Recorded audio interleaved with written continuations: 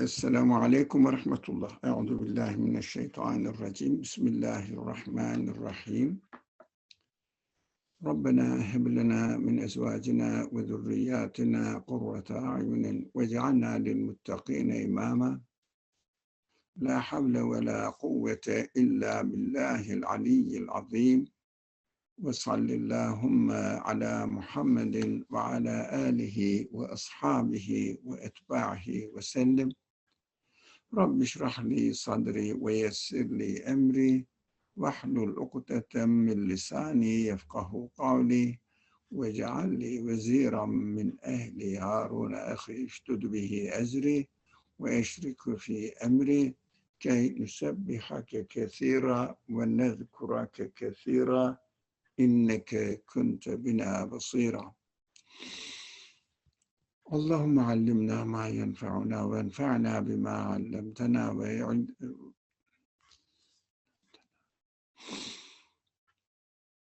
ربنا هب لنا من أزواجنا وذرياتنا قرة أعين واجعلنا للمتقين إماما اللهم نور قلوبنا بنور الإيمان والقرآن والإسلام La havle ve la kuvvete illa billahil aliyyil azim. Inshallah, we are going to study a life story of the Prophet David. This story is narrated in the chapter Baqarah, which is revealed during the second year of the Hijrah. It means 15th year of the risale, nubuwwat. What does it mean? What does it signify? So this chapter is going to be among the people who already acknowledge the prophethood. They know there is a prophet, but of course, the problems of human beings never end. You believe in the prophet, you may even become familiar with the Quran, and even you and I, the person may be satisfied with the teachings of the Quran, but still human weakness, human fragility, is still there. We are always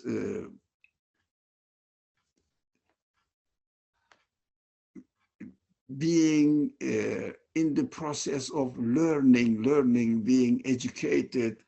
There is no end for it. It means the struggle within ourselves and within the society. The people around us still continue. The second year of the chapter Baqarah started being revealed, the historians say, from the second year of Medinian period up to 7th year of the Medinian period. I mean, during 5 years. It wasn't completely revealed at once. It's a long, very, very long, the longest chapter of the Quran. Everybody knows it. All of you know it. And the second year reminds us what the physical attack of the unbelievers, enemies of the Muslim community, has started.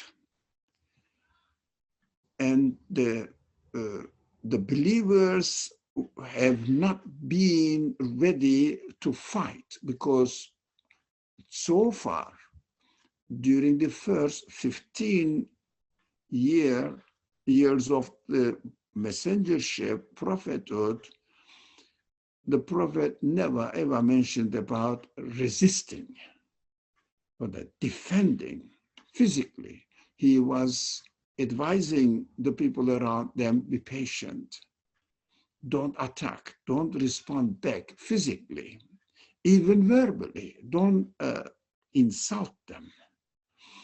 Just keep respectful relationship within the society with other people, and try to be kind to everyone, but especially to the needy and poor people, weak people, maybe socially weak, stature-wise weak, financially weak, family support is weak. These people need to be taken much more carefully and need to be protected, not within a physical action. But it became clear that the Medina people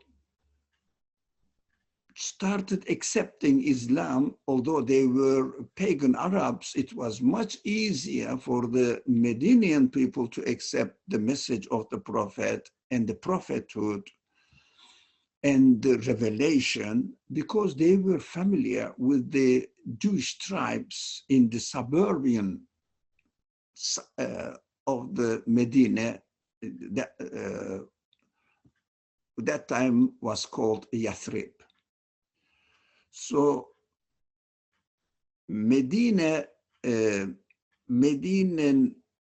pagan Arabs were not as obstinate as Meccan pagan Arabs, although their view, their understanding of God, religion, religious life, and it was no sense of worship of God, but worship of something else.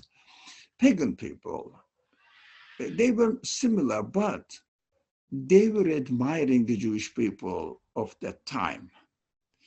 The Jewish people had their religion, had their prophets.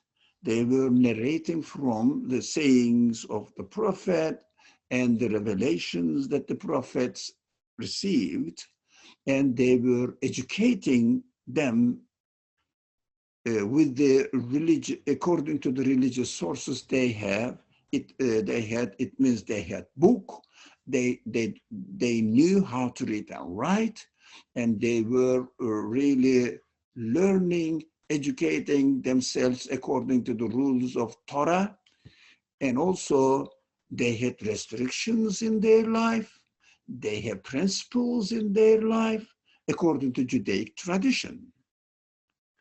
And pagan Arabs were saying, oh, these are different people, outsiders. So they didn't know really what to do, because they were admiring them. And also their financial situation was much better than the pagan Arabs. And their civilization was much, much incomparably higher than the pagan Arabs. They had their architecture, they had their all sorts of arts, but the pagan Arabs knew nothing but how to make tent out of using palm tree leaves and trunks. So simple life. So when they heard that there was a man in Mecca claiming something as exactly these developed, civilized people, saying that I am appointed by God and I am receiving revelation, and I am giving some sort of scrolls that I'm not really, which is called suhuf. There was no book, but some sort of written, verbal expression, but they were also somehow written on the, especially camel skins. But they were expert how to make the skin into something, not a paper. They didn't know at all what the paper was, but they were just using the skin and very rare other stuff as well. They say camel bones, but maybe partially, practically, but mainly camel skins. But very few of them knew how to read and write, nothing more. They didn't know what the book was. Well, book means really compilation of the skins together, maybe tied up, bound together in a sequence, not the book that we are familiar with. No, forget about this. There was no paper, which means somehow this person in Mecca claiming to have received a book from the Creator. Oh, they said, oh, it is familiar what the Jewish people do, and they are much better civilized than we are. They are much more knowledgeable than they are. They are proud of their prophets, and they are proud of their religious rules. Not the chieftains tell them to do this or pagan tradition, how to live in a tribal life. No, they had principles. They had, with the language of the Quran, halal, haram, prohibited ones, and permitted actions, etc. The pagan Medinian Arabs were sending their children to Jewish tribes to be educated, even in the form of a servant. They were happy with it because while they are being in the family householding, they were learning, becoming, if you like, scholars of the time, because they knew how to write. They were hearing what the Torah was teaching and what the people, religious leaders, we call them now rabbis, were teaching to the public. They had their own gathering places. We call them synagogue now. They get together and they pray together. It was so weird.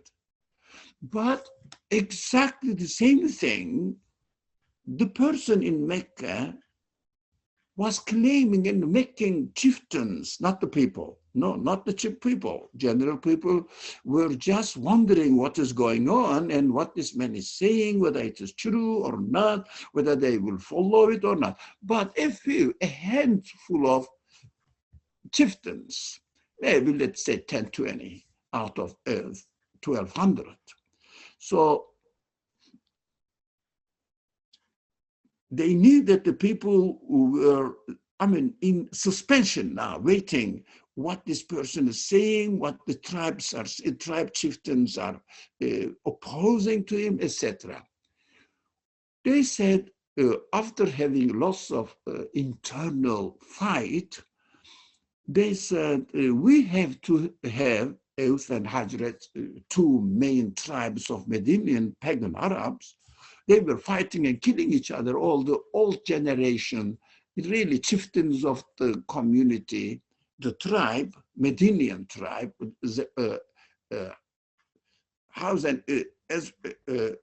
two tribes were, the chieftains of the tribes were killed.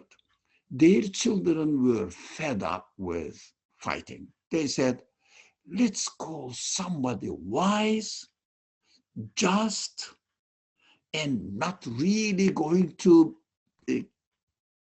claim that they are another chieftain now, but not from one tribe or another tribe. No, impartial person, independent, impartial person. And they heard that when they went to perform their pagan Hajj pilgrimage, they listened to these people, but Medinian people listened to them. They hear something like sounding what they hear from Jewish people. Oh, that's very weird. No, Muhammad has never been to Medina, has never been in contact with Jewish people, but he sounds the same as they hear from Jewish people.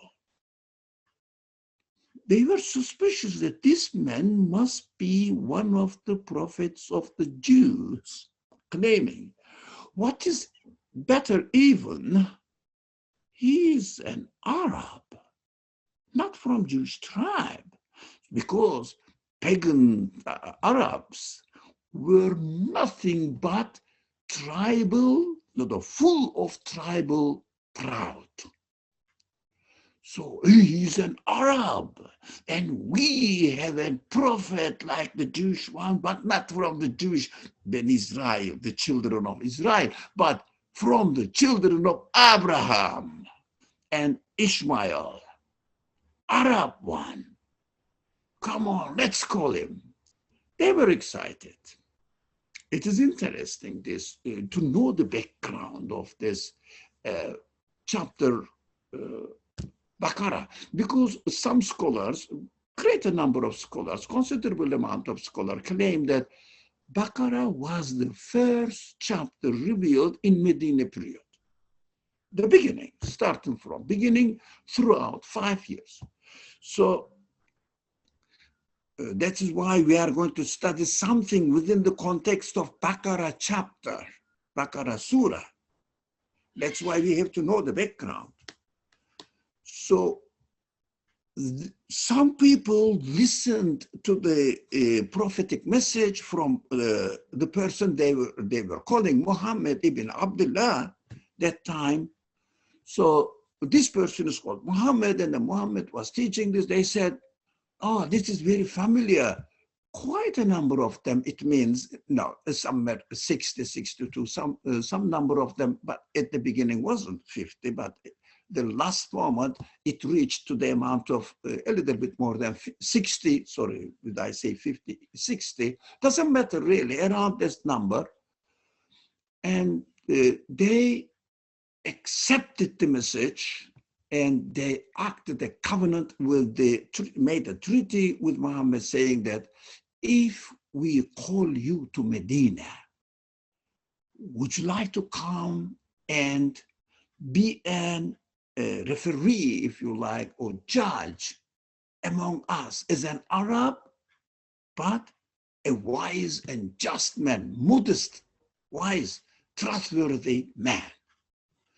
Can you come to our city? That is called the covenant of, or treaty of Aqaba. First and second, this is the detail, doesn't matter, but as the pressure on the Prophet Muhammad was so much that they were intending to kill him because they couldn't shut him up. They couldn't come up with an answer to his message. They couldn't compete with the Quran. Although they were great poets, and Muhammad, peace and blessings be upon him, had nothing to do with poetry. He wasn't a poet. He was an illiterate man. He was that time wasn't, or during the last period of Meccan life, he wasn't a shepherd, but before he was a shepherd, before getting married with his first wife Khadija, she was really older than him, but what a respectful, honorable person, and merchant by profession. So he became somehow well off among the society, but it is not the considerable amount of property and ownership he had. All the property he was using belonged to his wife, not him. That is why social status was very low, but he was an honorable person, trustworthy person. Everybody was calling him Muhammad. I mean, this Muhammad, the trustworthy. You can trust him. He never tells lies. He never cheats. He never tricks people, anybody, even he is respectful, everything, not only human beings, the other creatures as well. So he was a man of justice. They couldn't blame him with anything. They said, yeah, he may be somehow possessed by jinns or something. What? Because when Muhammad was receiving the message, he was losing his consciousness. Most of the time he was feeling down, sweating. They said, something's wrong with this man. But it was so surprising that while he was in this surprising, unexpected, very heavy burden of life, with a sweating, falling down, he was coming up with the most perfect, according to the pagans, prayer. According to the pagans. They couldn't really explain the case. It was puzzling for them. While they were, if one of their poets were in this position, he wouldn't be just dumb, wouldn't be able to say anything. So they were so puzzled when he was saying, when he was, a normal person acting in the society, he wasn't saying those very powerful, according to the pagans, poems. But when he is almost out of consciousness, he comes up with an amazing stuff. They couldn't compete with him. That is interesting to notice. So they couldn't challenge him. At the end, they decided how to get rid of him. And his wife died, his uncle, the protector, Abu Talib, died. He was alone, no protection from family sides, because it was important for the tribal life. So family had to protect their members. So they said, who's going to get rid of this man? They couldn't. They couldn't decide, if one tribe, sub-tribe, of course, not only Quraysh, but sub-tribe around the Quraysh. They said, if we do this, maybe later on, the other tribes may say, you killed our man. Because this is a tribal mentality, although they didn't agree with the message that the prophet conveyed to them, but still, he was one of the members of their tribe. That is their religion, if you like, in quote unquote. So they decided, after having a council among themselves, they decided that every tribe will choose one brave man, valiant man, and they will get together and they will attack him together, and eventually they will kill, but no one will know that who killed. So there will be no excuse or accusation against one another. They agreed on it, but they were waiting for the opportunity. This decision, understood this, the prophet, the messenger of God, understood this. It was obvious, it was a small community anyways. So he decided to escape, but to where? Of course, he had an open invitation and also a treaty with some members of the Medina tribe. So they promised, because even tribal life, pagan Arabs, when they promise about something, they never turn it. That is the Sharia, if you like. So these 62 people, 60-something people, no one's sure about the exact number, but approximately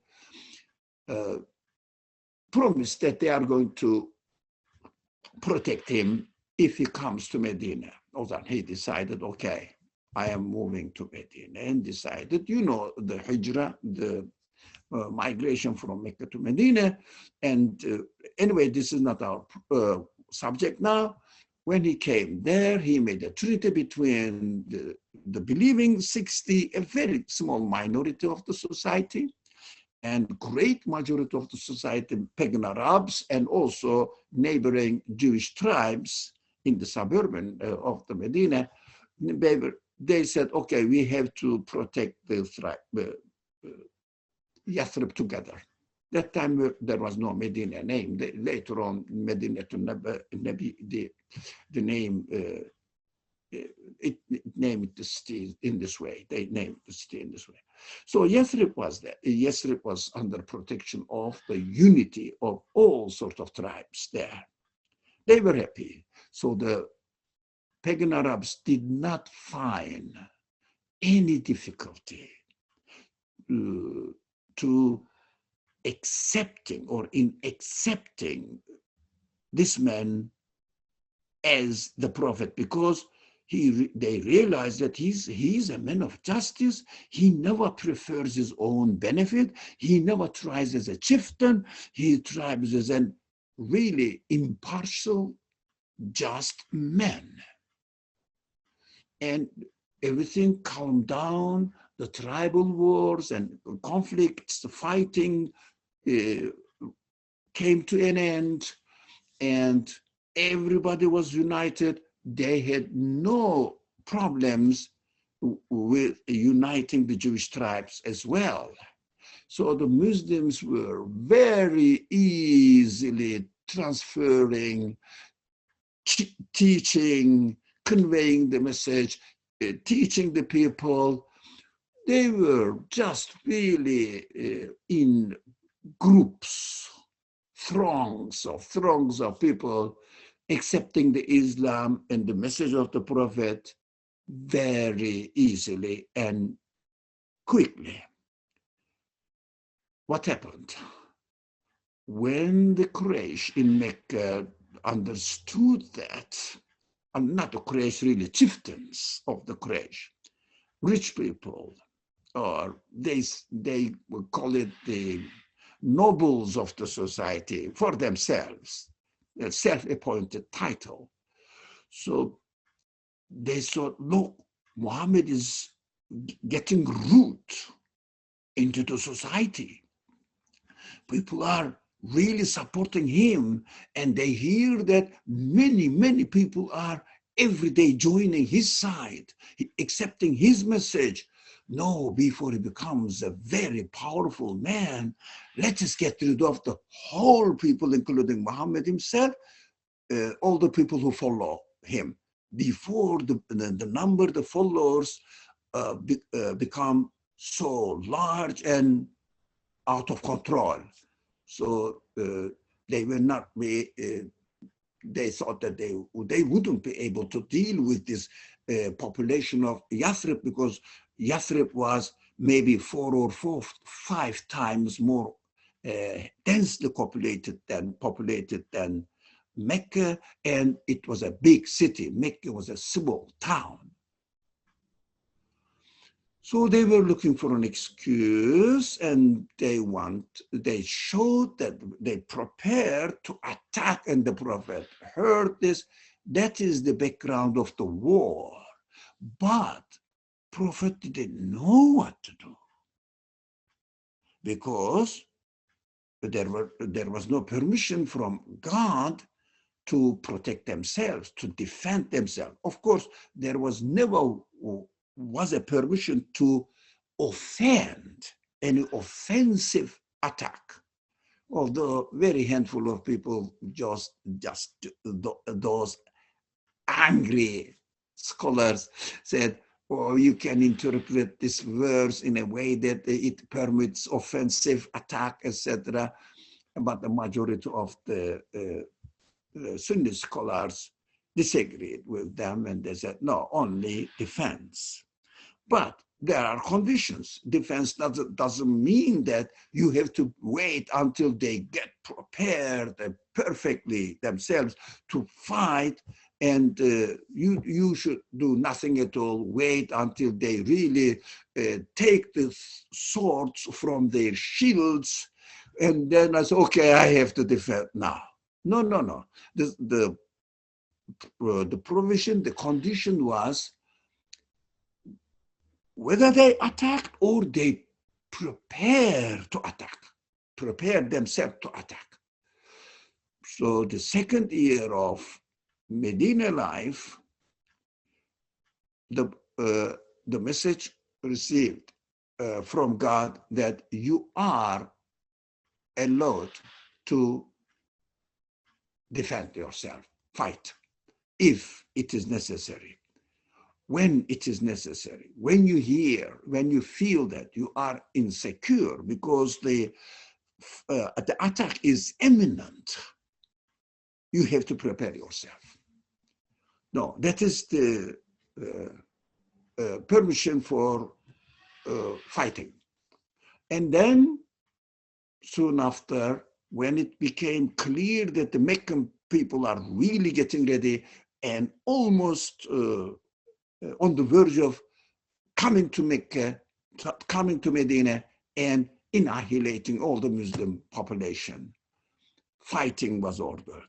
Get ready for fighting. Oh, the people were really ready now to fight because they really believed in the message of the Prophet. In 2 years' time, the population of the believers increased from 60 to 800. You see that in Mecca, 13 years of spreading the message, only, I don't know how many people migrated from Mecca to Medina, but later on also some of them joined the Muslim community. I don't know the number. I don't remember what the historians say, the number of the Meccan believers that time. Somewhere around, I don't know, I'm guessing, but not big number, 120 or something there. 13 years. In 2 years, 800 people really followed the Prophet. Okay, maybe more, but 800 people joined the first war, Badr. So as the Meccans approached Medina, the Prophet, of course, prepared the people and got the right position to encounter the attack.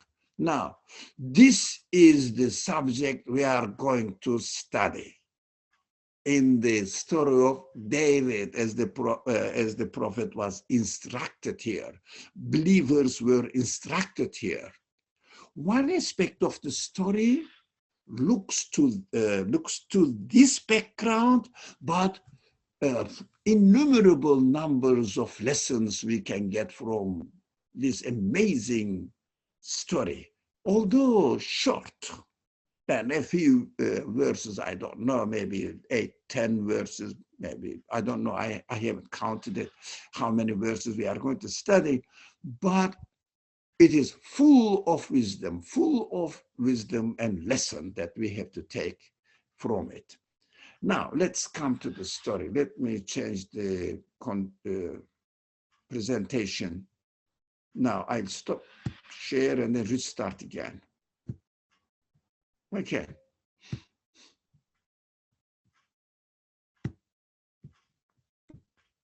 Okay, now, and let me try this one once more.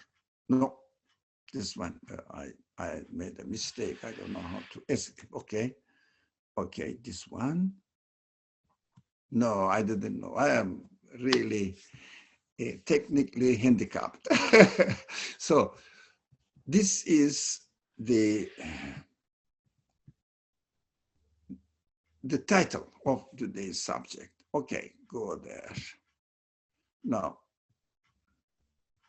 okay, what's that? The first one. Okay. Now, the verse 246. Okay, those people who can read the original text, it is long. Let's read the translation of it, translation of the verse, and get a general content of the first verse that we are going to study today. I will make a request from you. Please, somebody volunteer to read it. Just raise your hand or open your mic, I will see it. Slowly and articulately, comfortably, we will pay attention to it carefully. Come on, somebody who knows how to read Arabic, English, I'm sorry, English. Okay, awesome, go ahead. Awesome or Fariha, they are together. Okay, go ahead. Consider the leaders of the children of Israel who came after Moses when they said to one of their prophets, "Set up a king for us, and we shall fight in God's cause." He said, "But could it be that you would not fight if it were ordained for you?" They said, "How could we not fight in God's cause when we and our children have been driven out of our homeland?" Yet, when they were commanded to fight, all but a few of them turned away. God has full knowledge of those who do wrong. Thank you very patiently. Well, comfortably read, and thank you, beautiful reading. And I really followed it without. Dr. Ali, do you want someone to read the Arabic you said as well? Okay, you read it. Go ahead. أعوذ بالله من الشيطان الرجيم بسم الله الرحمن الرحيم ألم تر إلى الملأ من بني إسرائيل من بعد موسى إذ قالوا لنبي لهم هم بأس لنا ملكا نقاتل في سبيل الله قال هل عصيتم إن كتب عليكم القتال ألا تقاتلوا قالوا وما لنا ألا نقاتل في سبيل الله وقد أخرجنا من ديارنا وأبنائنا فلما كتب عليهم القتال تولوا إلا قليلا منهم والله عليم بالظالمين صدق الله العظيم. Thank you. Thank you very much. Thank you very much. So I really appreciated your reading, Usman. Thank you. So have you noticed here the leaders of the children of Israel who came after Moses, which is, what is the children of Israel? There are many things to talk. Unfortunately, we have very restricted time. The children of Israel who came after Moses means those people, as we are familiar with the title now, Muslim, believers, mu'min. Those people were Muslims, mu'mins, believers of that time. Don't say they were Jews, foreigners. No. They were following the prophet. That is why in the Quran, the term Beni Israel does not necessarily relate to the children of Israel in a particular racial form. Yeah? So what does it refer to? It refers to the followers of a prophetic tradition. Followers of a prophetic tradition does not necessarily mean that 100 purified, conscious, taqwa people. No, like me. I say I follow the teachings of the Prophet, the Quran, Muhammad, etc. If you look at my life full of appalling things happening in me. So children of Israel were the followers of a prophetic tradition, like you and me who are followers of the prophetic tradition. That time Moses was the prophet of that time. Now, I mean, as followers of the Mosaic tradition, but in its original form, we are the followers of the same tradition in its corrected, updated, if you like, purified, cleaned up from human interference and meddling with it. So, but still, the status-wise, we are children of Israel, because Moses was the great child of Abraham. Muhammad was the great child of Abraham. So, but not necessarily the blood lineage is very important, but I mean, historically, how it is known. We attribute the quality of Abraham, not to his blood, not to his flesh, flesh, not to his bone. We attribute the quality to Abraham figure, this archetype or whatever you call it, patriarch. So patriarch of this monotheist religions, historically known part. I mean, who can prove it with physical evidences? No, but we have the tradition alongside the human generations by generations and the narrations upon narrations, but not necessarily that I have to know who was Ibrahim, where was it, but I know that there were such prophets in history. The people experienced the prophetic message throughout the history of humankind. So we say, I say, I am a Beni Israel. Yeah, I am the followers of the message delivered to human being, originated by God, delivered to human being through the lineage of this prophetic chain, starting from Adam, Noah, and whatever the names, Abraham, and then Isaac, Ishmael, and Jacob, whatever you call them. Israel means Jacob, Jacob. Yeah, Prophet Jacob's another name is Israel. So Jacob, and then following Yunus, etc., etc., etc. The names are names only are not important, but we know that there were prophets appointed by God throughout the human history. That is extremely important.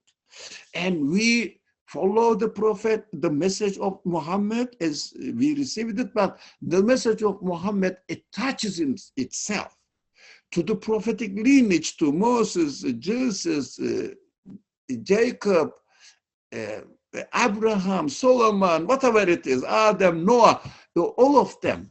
So the Prophet Muhammad himself does not make a distinction between him and them. He says, he also says, this is the sequence of the prophetic mission, and I am the last ring of the chain. That is what we hear from the Prophet's teaching, Prophet Muhammad's teaching. So we can say we can read this verse, as talking about you and me. Now, the children of Israel who came after Moses, it means me. When they said to one of their prophets, now, that is important. One of their prophets, plural. Yeah.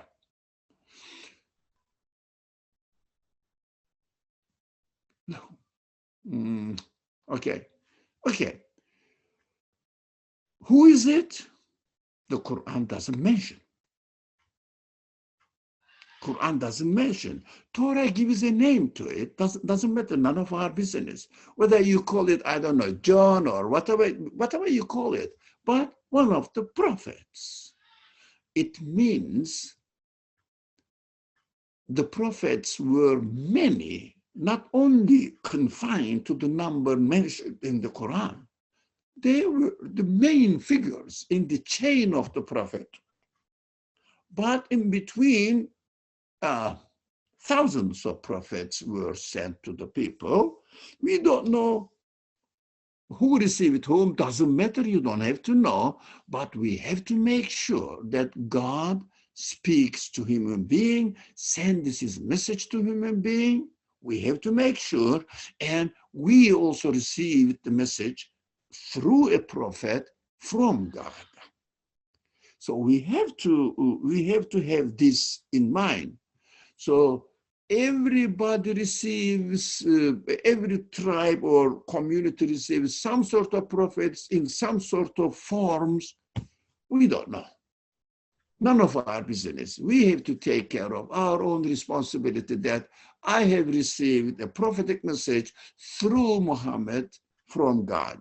So I have to consider this message and concentrate on studying the message and see whether it makes sense to me. It guides me really to the right behavior, right understanding, right interpretation of my life, my existence, the existence of the world. And if it makes sense to me from all aspects, more or less, we cannot comprehend all of them, but more or less the main pillars of understanding the universe, understanding existence, understanding of ourselves, understanding of the purpose of our life, we say, okay, I confirm it, I am satisfied with it, and I have to go details, study more and more and more and learn more, because this message claims that it is from God, it is coming from the infinite knowledge of God, so it must be transferring or conveying the infinite knowledge of God to me every time and in every position, in every life conditions, societal conditions, whatever it is, climate conditions, financial conditions, political conditions. This source must be a guide for me, like the compass. It always shows the certain direction, which we call it north. So under any condition, but if you get some deviative magnetic field next to it, you start misunderstanding. What does it mean? Magnetic field next to the compass, though that it really changes the direction, and it is confusing. It becomes confusing. This magnetic field coming next to the compass, I understand it personally. My ambitious caprices, my biases, my selfish considerations, egotistic interpretations, then I misinterpret it. So while I am reading the Quran itself says, take refuge with God before start reading it. What does it mean? Of course, we literally understand it and practically say that, say, A'udhu billahi minash shaitanir rajim, I seek refuge with God from the whisperings of Satan, which is stoned or chased away, cursed, whatever you call it. It means it is worth to be cursed. It is worth to be chased away. That just don't listen to it, the regime.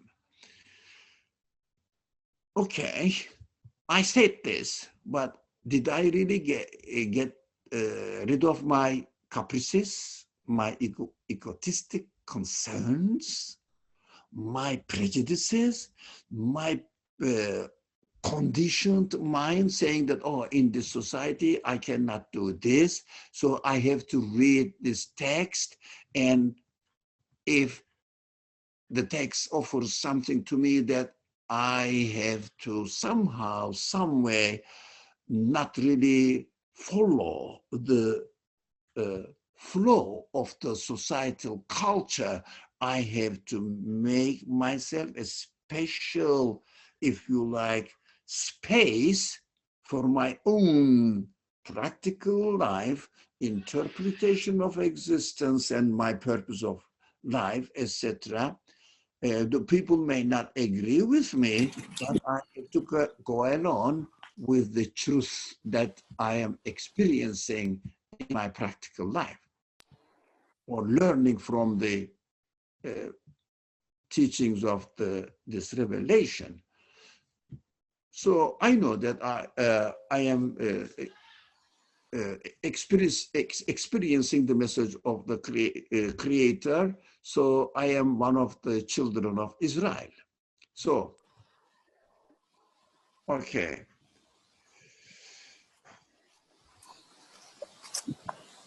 What is that? Okay, sorry.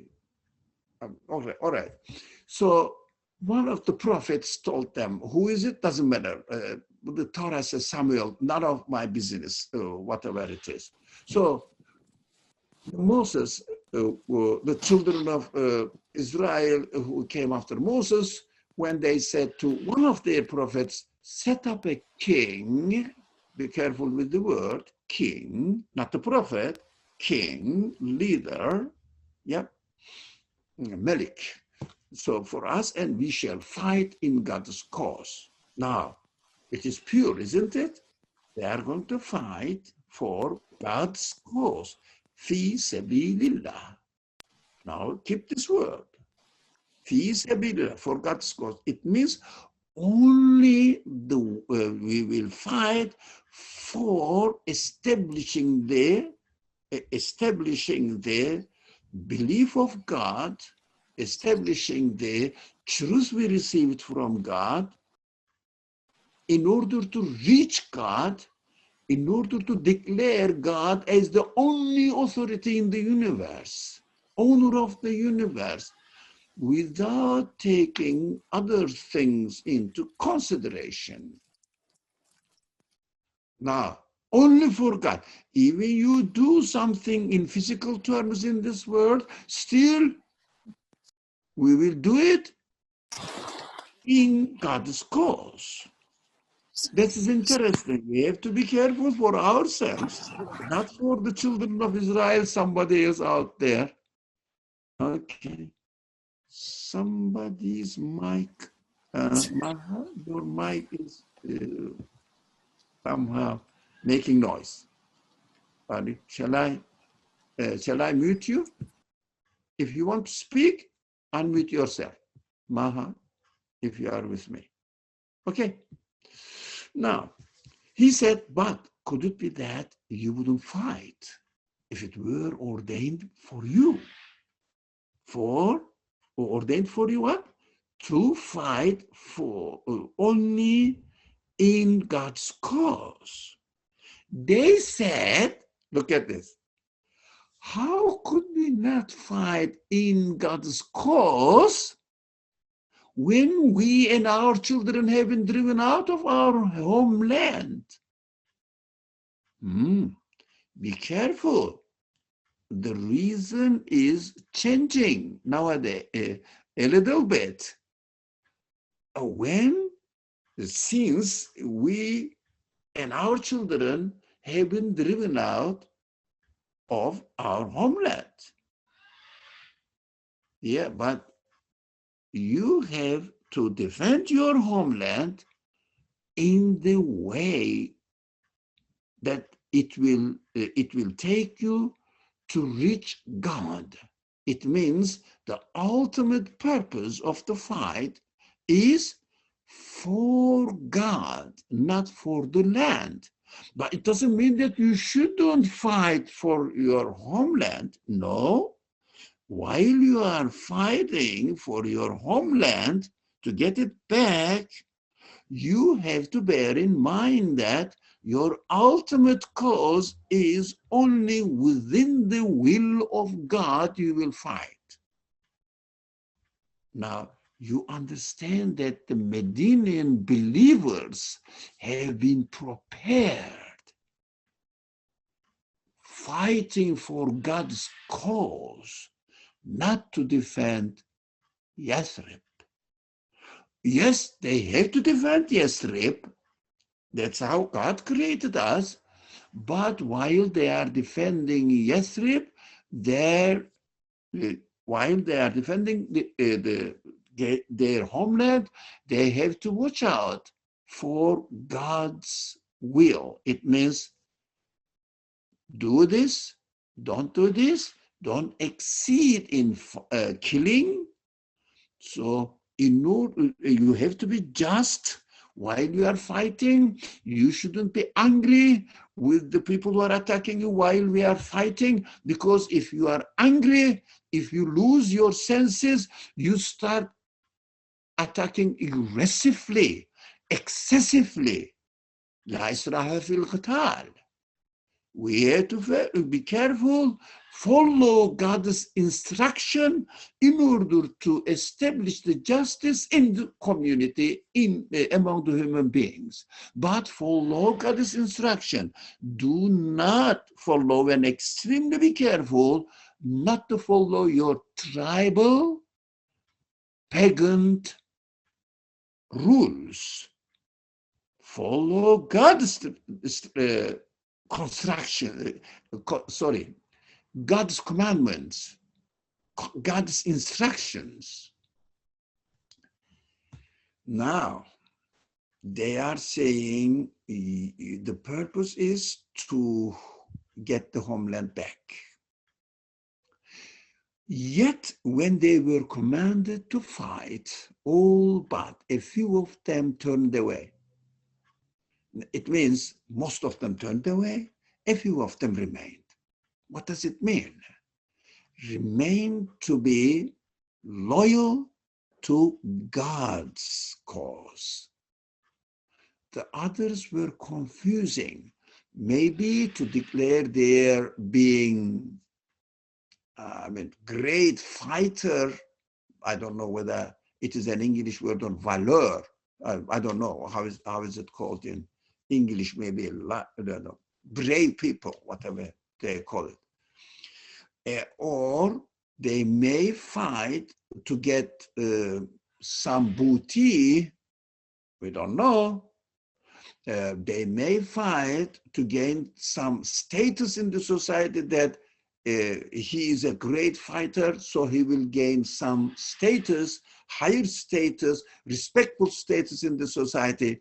These are not fighting for God's cause. That is obvious. It is against the teachings of the prophetic message. So, what happened? God has full knowledge of those who do wrong. Excuse me, what is it to do with do wrong? Because these people did not did no wrong so far. And also the Quranic language says it is important. Wallahu alimun bil-zalimin. Zalim means not only doing wrong, but also oppressing, transgressing the limits of God. Zalimin, doing something really wrong against God's will. So those people who turned away means be careful, do not transgress the limits that God has put for you in order to defend your homeland. What does it mean? The minds of the believers in Medina were being prepared for the war, that they should take lesson from these people. What happened? They said, we are going to fight.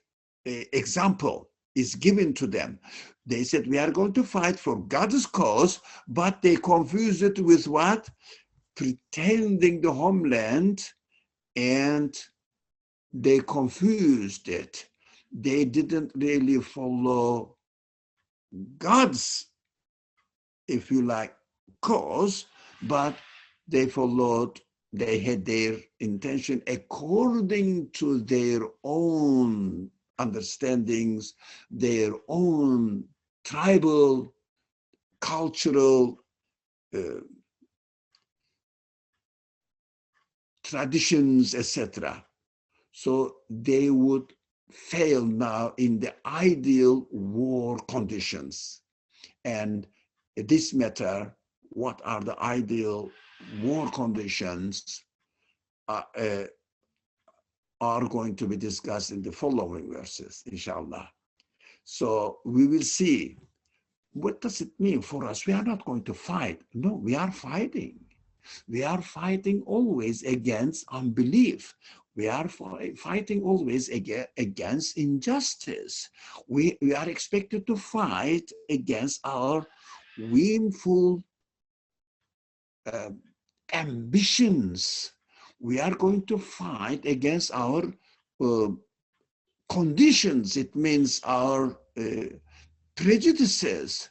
We are going to fight against the societal traditions and cultures which contradicts the reality, the truth that we learn from the teachings of the prophets. It means from God ultimately. Then we have to fight within ourselves. Egoistic desires pull us one way, and our heart, we call it our spirit, truth, who acknowledges the truth, invites us to another side, just the opposite side. And we have to fight. While we are fighting, we have to keep the straight path, which is the path of God. It means fi sabilillah, in the way which reaches God, nothing else, not my satisfaction, not my caprices, not my ambitions, but the ultimate cause will be God and what God prescribed to me in order to reach him, in order to worship him alone by following his will, by submitting my will to his will. That is the fight going on now. You don't have to get a rifle in your hand and go to the real battlefield and under the commander of some army generals, etc. No, you don't have to. Every time we are fighting in one way or another, and according to everyone knows that prophetic tradition, the greatest fight is going on within ourselves. The other fight is physical fight, is something to do with your body. But the most important, the most important fight is within your spirit and ego. That is more important fight. More difficult. Fighting with your body is easy. What the commander tells you, you will do it. And also, it damages your body, which is also already transient. Either you will die tomorrow or today. Really, it doesn't account much. At the end, you will die anyways. But spiritual death, that is eternal. That fight is much more important than physical fight. Now we have to take lesson from this teachings of the Quran in order to prepare ourselves for this much more greater fight than physical fight in the battlefield. Inshallah, we will go. I'm excited to see what will happen afterwards, which kind of instructions we are going to get from Allah to give us how to be successful in this fight. It is a very delicate subject. I'm surprised that this matter, this subject of the prophetic example, the story of the example told in the Quran, is not as well known as the other prophetic stories, although it is full of wisdom to me, to my excitement. Anyway, inshallah, we will continue, inshallah, with God's will next week. Bismillahirrahmanirrahim. Next Wednesday at 5 o'clock again. Bismillahirrahmanirrahim. Subhanaka la ilma lana illa ma 'allamtana innaka antal alimul hakim wa akhiru da'wahum and alhamdulillahi rabbil alamin bi hurmati sirri suratul Fatiha.